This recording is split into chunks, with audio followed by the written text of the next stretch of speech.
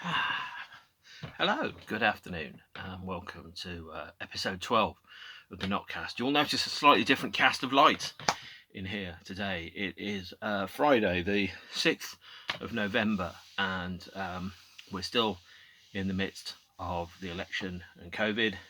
And I'm carrying on from the video that I did yesterday, where I talked through Pink Floyd's early years. This will be episode 12. Where I will now start to talk through Pink Floyd's middle years, or if you want to throw it a different way, middle-aged years. So this is the period where the band started. Really kind of kicks off around the time that Dark Side of the Moon was released, and I regard it as running through to about 1984, when Roger Waters, possibly the grumpiest bassist on the planet, left the band. So we talked through the period 1965 to 1972, which had seen the band change from kind of like a set of blues covers to a standard, slightly crazy psychedelic rock era, and then into an experimentation era where they were doing film soundtracks because they needed the money, and the band was slowly getting bigger and bigger as they go along. All this changed in 1973 with the release of this album here, The Dark Side of the Moon, which you probably should already know about and be very familiar with. This is a fancy box set version, but I'll talk through how that all works. So with The Dark Side of the Moon, the first thing that the band did differently compared to anything else is that I think they stopped writing songs and they started writing records about concepts, about ideas, where all of the bits kind of fit together. They've done this a little bit with The Man and the Journey in 1969, which they didn't release. But what they did do after that really was start to pull together all of their songs around a central theme or idea. And that was a trend that they continued throughout the rest of their career to varying degrees of success. And I think that's one of the reasons why the band became so big, really. Was that all of their songs were, it's not just like, I think it's Big Black did an album called The Next 12 Songs or something like that. It wasn't like that at all. This was where the band were starting to group their work together into a cohesive whole. Now, as I kind of mentioned previously, the first time that any of the songs from Dark Side of the Moon were performed live was January 20, 1972. Which is on this bootleg CD from 1991. And at that point it was called Eclipse, a piece for assorted raving lunatics, I think. And it was very, very different. It had a slightly different sequence.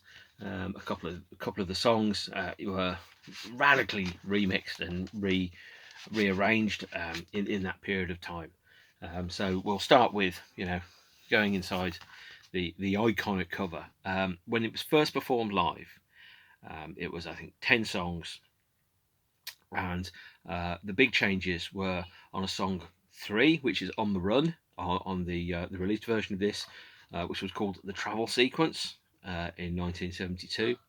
And the travel sequence was a kind of instrumental, guitar-led, rising and falling kind of jam number, maybe about 3-4 minutes, with the band playing together, going through a circular riff that was led by David Gilmour.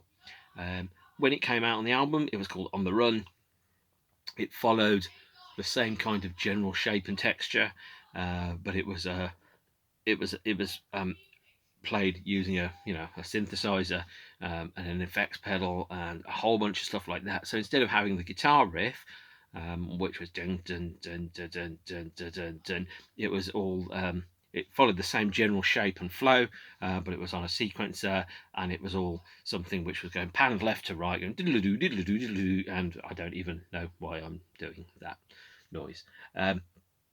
So the travel sequence has been completely, it was replaced by On the Run, which is very similar, but also at the same time very, very different.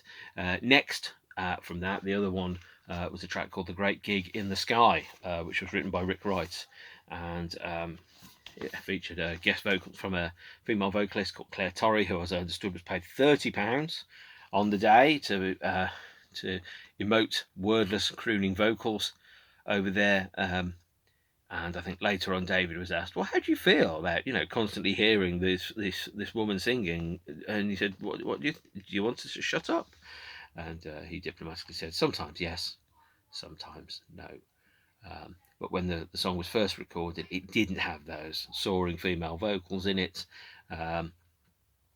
It was a piano, guitar, instrumental, which was very good, of course. And later was used to promote, I think, some pain relief, something like Nurofen. Claire Torrey didn't feel that £30 was enough money for what she was paid to do, considering how popular the album was, how much it sold over the years, and Rick Wright wanted a bit more money as well.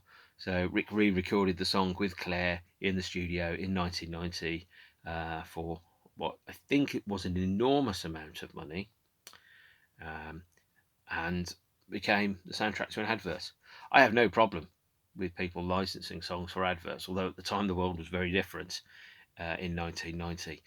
The rise of the use of advertising to promote music really started in about 1999-2000 when Moby released his Play album. And when he released Play, I was a member of his mailing list at the time, which was called Mobility. There's a few hundred people that really, really liked Moby that were on there talking various things about him, and he would sometimes pop up. And at the time, I think Moby emailed and said, "Look, this might be my last album. I made." He said he made about $6,000 the year before, which was 1999, and he said, "I might not. I might just have to get a job, and I might have to go to making music in my bedroom in my spare time." So when Play came out, which was in the year 2000, it was quite an unusual, revolutionary move to license songs from that for the adverts, and almost every song from that album every song from that album was licensed for the adverts, and it made him enough money so that he was then able to continue to make music, for better or for worse. Recently, Moby seems to have gone through one hell of a midlife crisis. I think I might talk about that some other time when I'm feeling quite bitchy. He certainly doesn't look like that anymore. He looks... Although, actually, I will tell you, in Glastonbury in 2000, when he played Glastonbury, which I have on this lovely bootleg CD here, I had a very similar haircut to the one that I've got now, but I didn't have a beard. And when I went to Glastonbury in 2000, I wore a white one-piece industrial level kind of boiler suit that was used for painting, chemical work, disinfecting things. And my view was, if I went to a festival and it was absolutely shocking down all weekend long, I wanted clothes I could just peel off and throw away at the end of the day. And I didn't have to worry about whether they got dirty or anything. The only thing I had to worry about was to make sure that the water didn't get into my shoes. I didn't want to come out of Glastonbury having trench foot. And so I was walking around like that with a face mask on, before face masks were trendy. Some woman who had eyes pointing in different directions because she was clearly ripped to the tits on drink and drugs, insisted that I was Moby and insisted that I write or I do an autograph for her. Now, I don't sound anything like Moby, but I was like, no, listen to my voice. I'm not Moby. I'm not that guy. But she was absolutely insistent. So I wrote Moby on a bit of paper and she went away very, very happy. So somewhere in the world, there is somebody who thinks they've got Moby's autograph at Glastonbury in the year 2000, and they definitely didn't. Sorry, but I tried to talk you out of it. You didn't believe me. Look where you are now. Probably happy, by the way. So, normally, I would have drunk out of my Dark Side of the Moon mug, but I broke it, so I'm not. So Dark Side of the Moon, released in 1973. This record is older than I am.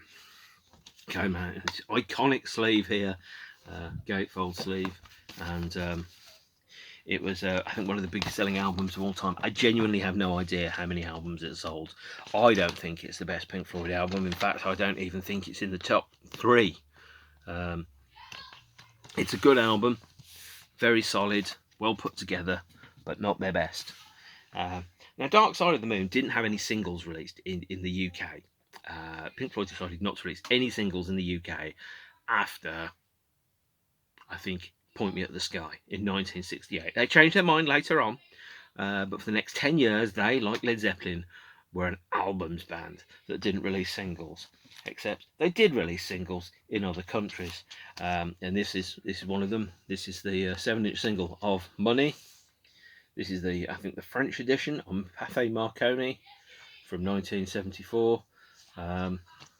It's backed with Any Colour That You Like, which is 3 minutes 11 seconds, and it's got an edit of the album version of Money, which runs at 4 minutes. So these are extracts from the new album, The Dark Side of the Moon, which comes complete with posters and stickers. I did have a copy of Dark Side of the Moon that did have posters and stickers in it. Don't know what happened to that. Dark Side of the Moon has been re-released a lot over the years, by the way. We have here the original pre-remastering mid-80s edition of the album. I also have the 1994 reissue, which has a different picture sleeve on it, or more correctly has a picture disc on the CD. There's no substantial difference between the two. Yes, I've put them both inside the same sleeve.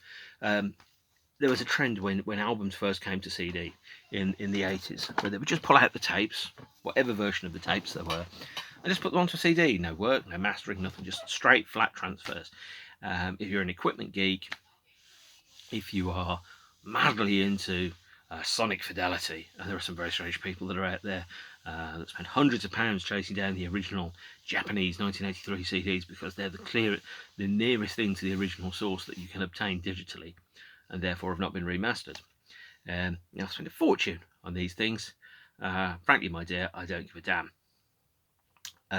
The Dark Side of the Moon, the whole of the Pink Floyd catalogue, got an official remaster and CD release in 1994. So a lot of the songs and the albums were released in a very haphazard fashion with very different masterings, very different constructions in terms of attention to detail, fidelity about the sleeve. So, for example, the original 1980 CD of More has that on the back. The 1994 CD version of Atom Heart Mother has that on the back, but the original CD from the 80s has a very different back cover. And effectively, it was a way of standardising and regularising the band's CD releases. There was a third set of digital CD releases in 2011, which was a box set that was called Discovery. And to be honest, I can't tell the difference between the 1994 remasters and the 2011 remasters. It really feels to me that the band wanted an opportunity to sell you things you already owned in slightly different packages and charge you a lot of money for it. And that's why they did it. Some days I'm tempted to be buying a knockoff bootleg CD box set of it, but generally I'm not. In 2011 as well, the band released a series of box sets which were called immersion editions, which really were the go-to-town for kit and caboodle, bells and whistles versions of the albums. If you're madly into Pink Floyd, these box sets originally retailed for around £100. They're very, very much worth getting. But hold your fire, be patient, and wait a little while. You will notice a long-running trend, which is I tend to buy box sets quite a while after they've come out, where they're significantly cheaper than they actually are or originally retailed to be. So let's have a look inside the Dark Side of the Moon box set. Now I have to be careful how I open this, because there is a strange and unusual set of marbles in here. These marbles have been included with the aim of deterring bootleggers and counterfeiters. Now you might remember episode 3, I talked about the differences between various bootleg, counterfeit box sets and replicas. They put the marbles in. No idea why you would ever want a Dark Side of the Moon marble. In fact, I've dropped them twice already in the past couple of minutes. But they put the marbles in to stop counterfeiters from selling knockoff cheap versions of the box sets. It comes in a foam wrapper here. Looks like the walls to Kraftwerk's studio. It's also got coasters. Should never buy a box set just to be able to have the coasters. It's got a thing called collector's cards, so these are art cards. For some reason, there are 57 of these cards. Each box set has, I think, 4 of them. So you would have to buy at least 12 of these box sets to get all of the cards. In fact, you would need to buy at least 14, I think, which is frankly ridiculous. There's a reproduction ticket from the Rainbow Theatre in London, and you know, this ties in with the marketing that we had for the early years box set as well. I mean, effectively, you are dealing with, you know, a reproduction set, almost like a portable Pink Floyd museum. There is also, for some reason that baffles me, a scarf. I don't understand that. There's a book of credits which details what's on the box set. There is a thing called Questions for Assorted Lunatics. I haven't looked in this for a while, actually. There is also some reproduction art that we've got here. So hang on a second, I'll just have to open this up accurately. So this, The Dark Side of the Moon, is 6 discs on this. That's quite nice. That looks very familiar. There's the card that goes around the back of the box. There are also two books in here, one of which I think is the lyrics. No, it isn't. It's just photographs. Photographs of people that weren't yet millionaires. And then there's a large format of pictures relating to the Dark Side of the Moon. And it reproduces some of the contents of the original vinyl edition. So what's on this 6-disc box set? Well,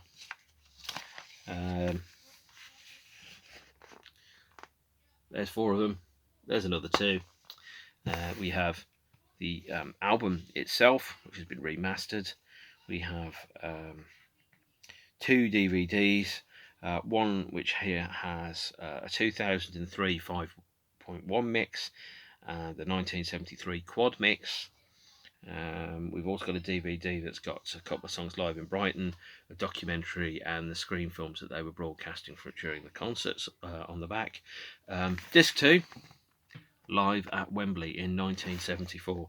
Now, if you're the kind of person that I am, you'll remember that I mentioned that Pink Floyd have fully released one live show from the 70s, which is the Live at Wembley Arena 1974 BBC recording, and that has been that's available only if you buy 3 box sets. So the first part of the set, which is songs from Animals and Wish You Were Here, is on the Wish You Were Here mega set, which we'll talk about in a minute. The second part of the set, which is Dark Side of the Moon, is on here. The third part of the set, which is the Encore of Echoes, is only available as the extra audio on the 27-disc £300 version of the early years box set. Dear Pink Floyd, stop fucking around, release it as a 2 CD set, maybe 4 LPs, and stop locking your content that people want to buy in really, really expensive box sets. Not everybody has the money for it. Lots of people, like me, wait long periods of time until they come down to an affordable level, because as far as I'm concerned, I'm buying 6 CDs. I'm not buying marbles, scarves, books, posters, badges, stickers and t-shirts. There's a Blu-ray here which features all of this material that's on the DVD. And disc 6 has an early mix of the album, which was completed in 1972, and that misses a couple of songs. It also features a demo of Us and Them. It features a track called The Hard Way. It features live versions of the travel sequence, the mortality sequence, which is what Great Gig in the Sky was, and Any Colour You Like in 1972, a demo of the travel sequence, and a demo of Money. You know, although a lot of the songs on the album are credited as being written solely by Roger Waters, you listen to the studio demo of Money, and you can see that even though Roger Waters wrote the song, he was not Mr. Pink Floyd, despite what him and his accountants and his ego would tell you. You know, the specialist time signature for Money, the guitar solo, I think the sax solo from, oh God, what's his name? Dick Parry. It is not there. You know, it's just one man on his own with a guitar, an acoustic guitar, singing a little bit out of tune. The demo is freely available on YouTube. And if you think that Roger Waters deserves a full writing credit for the song because the acoustic demo, which is 1 minute 4 seconds long, as opposed to the album version of 7 minutes, you and I are going to fall out. But we're not going to fall out because we can still remain friends. We'll stop being friends when it comes to things like racism and sexism and homophobia and all that stuff. But we can like different things, and that's okay. By the way, I live with other humans. You may not think that I do. You may think, I'm lacking the social skills to be able to live with other humans. That's a fallacy, as I have proved by the fact that at least 2 live with me right now, and 2 cats. Now, cats don't necessarily have a choice. Well, technically they do. But there's a 10-year-old in the room just over there who is, I think, committing murders at the moment. Now, following on from Dark Side of the Moon is this release, which is Pink Floyd 1974 Winter Tour. When the band went on the tour for Dark Side of the Moon in December 1974, they played a number of new songs. They opened their shows with 3 new songs, which were Raving and Drooling, which was 12 minutes, Gotta Be Crazy, which was 13, and a 22-minute version of Shine On, You Crazy Diamond. So they opened their biggest tour with 45 minutes of new material that nobody had ever heard. Now, on here, the original release of this became one of the biggest selling bootlegs of all time, because people thought this was the new Pink Floyd album that was following on from Dark Side of the Moon, which were just live recordings. And releasing live recordings as your follow-up album, and your live recordings being made of just new material, was by no means new. Neil Young was doing it, Tangerine Dream were doing it. It was very popular in the 70s. This bootleg here was recorded in Stoke. It's not amazing, and I'm very glad that the songs had a proper release. And most of those songs, or at least one of those songs, was Shine On You Crazy Diamond, which was released on Wish You Were Here, which came out in 1975.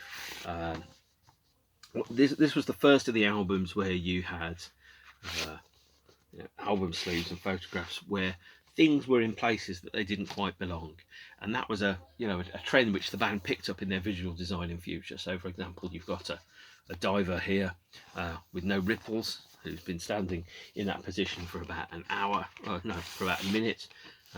We've got 2 robot hands shaking hands on here, and Wish You Were Here was an album that really kind of hangs upon the theme of human absence, which was a recurrent theme that the band would then develop upon in future. The first song on it, Shine On You Crazy Diamond, was a side long, which is pretty staggering, all things considered, except it wasn't. It was split into 2 parts, and the 2 parts kind of coexisted, one to bookend the album at either side.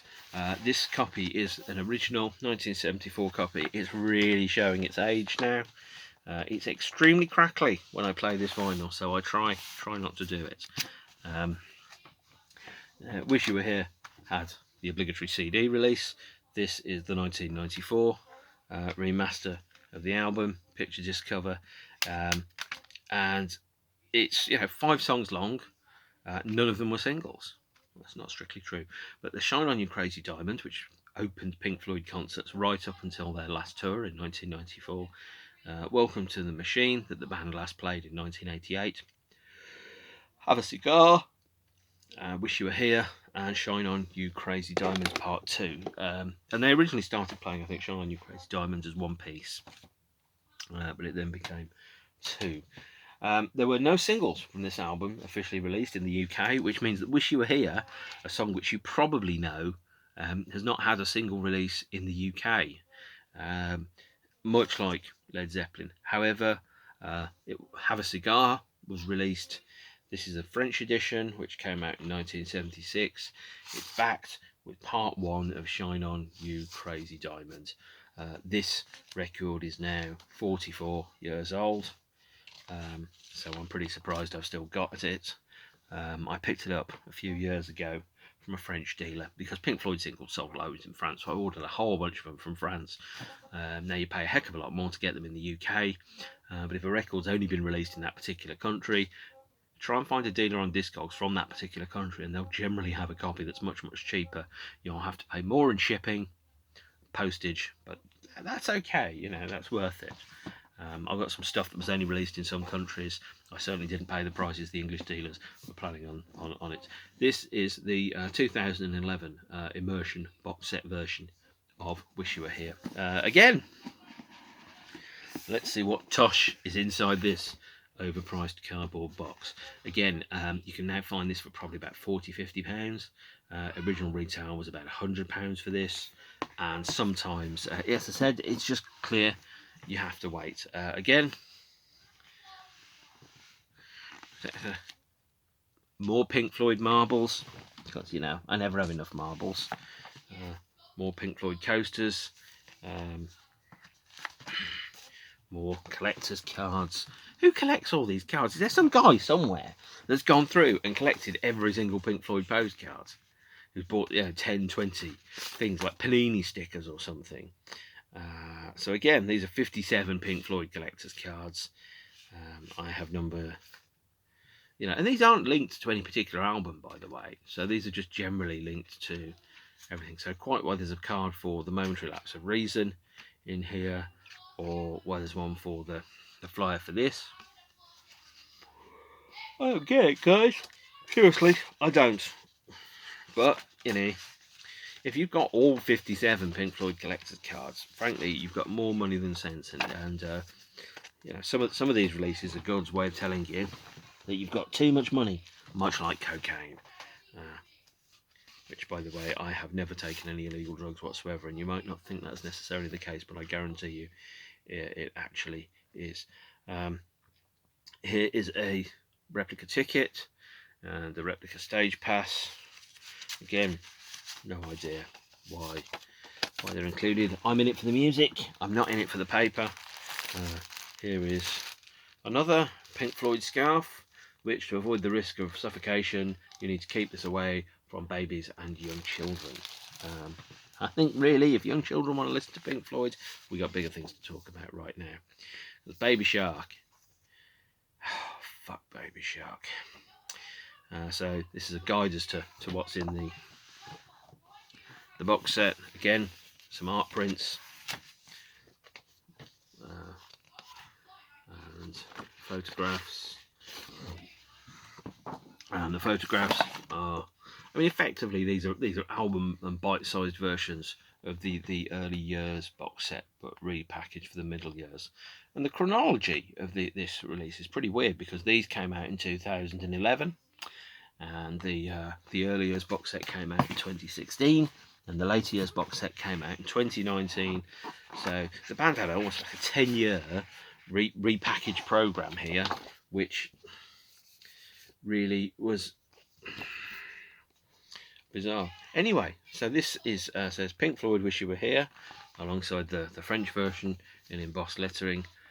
Again, it's a blown up version of the CD covers with photographs, labels, bits and bobs like that. T-shirts that I'd quite like them to reprint, because some of those designs are pretty nifty. That kind of stuff. This, by the way, was originally the first image that was proposed to be the cover of Wish You Were Here. It was not taken up in the end. It wasn't used. And this is another image which I thought was really good, apart from the fact that there's a the Pink Floyd there. That's a Monty Python style comedy moustache. I can't take anybody with moustaches seriously these days. I just can't, you know. I don't understand moustaches. I never have. Maybe that's a different conversation. So there's, I think, 5 discs on the immersion box set.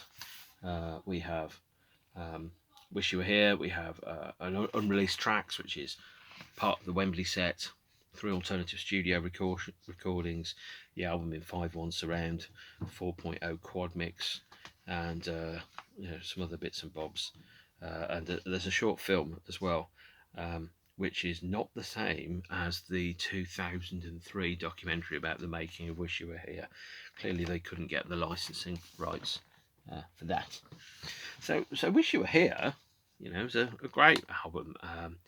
Again, by the way, I'd like to point out that I think when the band toured Wish You Were Here, I don't think they played Wish You Were Here live, actually, with Roger Waters. So when they were touring it, they didn't really change their stage show between 1974 and 1975. They opened with Raving and Drooling and You've Got to Be Crazy. Then they did Shine On You Crazy Diamond, Have a Cigar, Shine On You Crazy Diamond, then the Dark Side of the Moon album, then Echoes. This is a bootleg. It's now been water damaged. It's been in the wars a bit, but it plays fine to me. Although it does look like it's got a tiny bit of disc rot on there, which is odd because it wasn't made by PDO. I'm going to talk about PDO some other time. Okay, so what happened next? Well, Pink Floyd took 1976 off. They then came back with what I regard to be the best Pink Floyd album ever made. And I'm aware that's quite a tall bar. But you know what? I am nothing if not an opinionated gobshite with spare time. Animals is the best Pink Floyd album. It has the best cover. It has the first appearance of the Pink Pig. It has 5 songs on it, and 5 of them are classics. And I will fight you in a knockdown, stand-up, hair-pulling fight to the death if you disagree with me. But frankly, I'd rather hug it out and get you a pint if I could. So this album is a concept album about human beings and the fact that humans are just animals, and that is who we are, and that is how we work and how we live. It's a long, dense, dark album. There's the 1977 edition. Here's the 1994 edition. It tells a very bleak tale of humanity. It's kind of built on, it draws analogies to things like Animal Farm. It draws analogies between censorship and control and power. It's bookended by, I think, one of the finest Pink Floyd songs that there is, which is Pigs on the Wing. Now Pigs on the Wing is a great song, but it's not a very well-known song. And I don't think any member of... I think Roger Waters played it live about 5 times in 2016, but he hasn't really played it since about 1987. Now, Pigs on the Wing exist in 2 different versions. There is Part 1 and Part 2, which are the versions that you know on the album.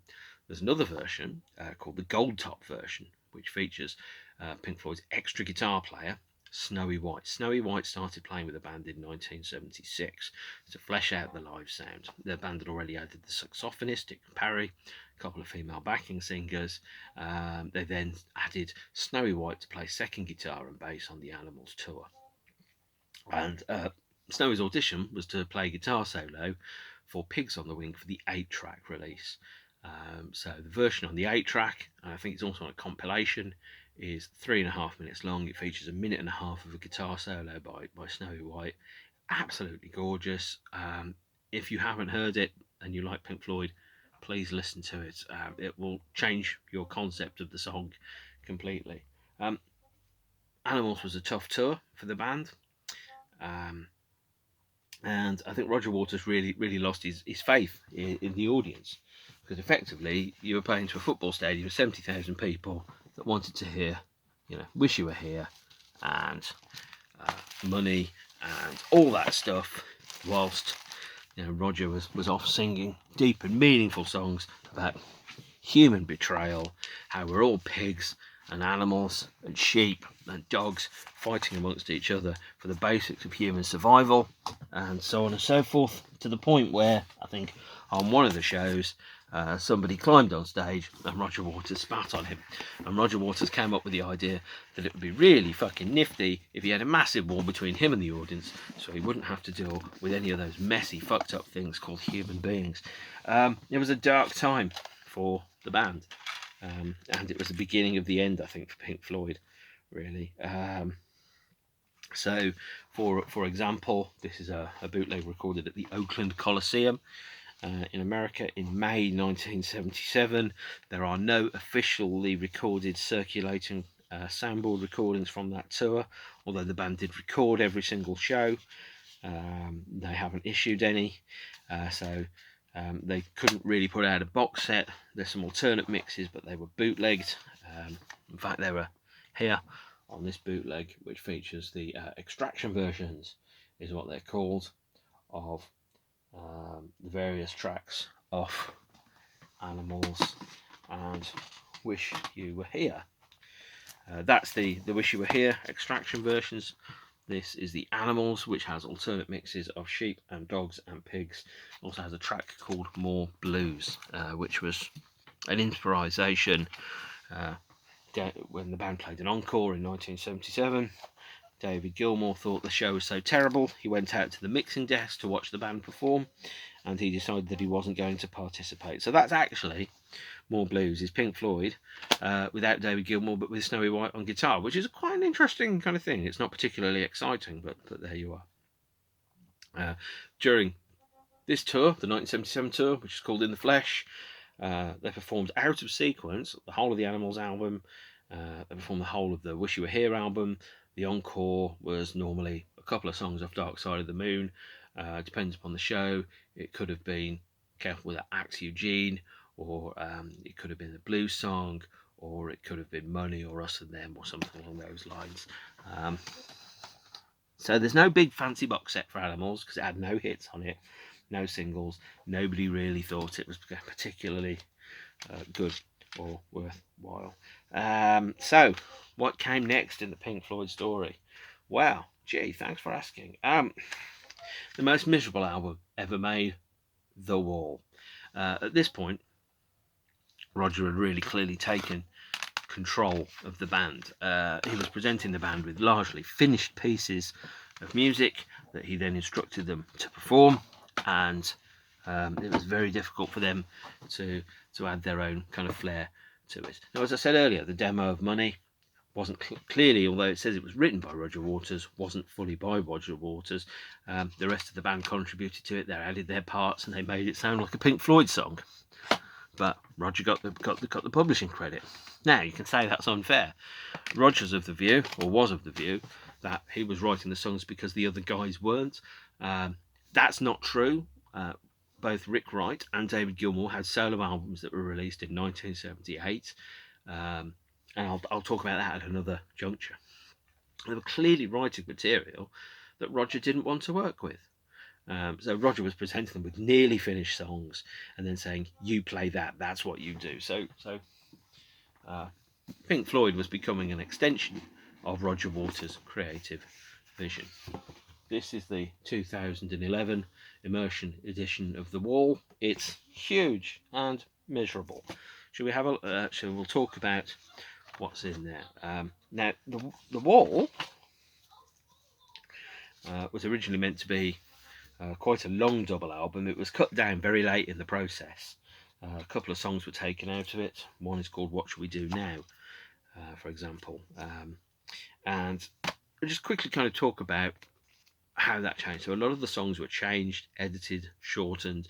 Bars and sections were taken out in order to fit it onto 2 vinyl discs, which is what the final release of The Wall gave us.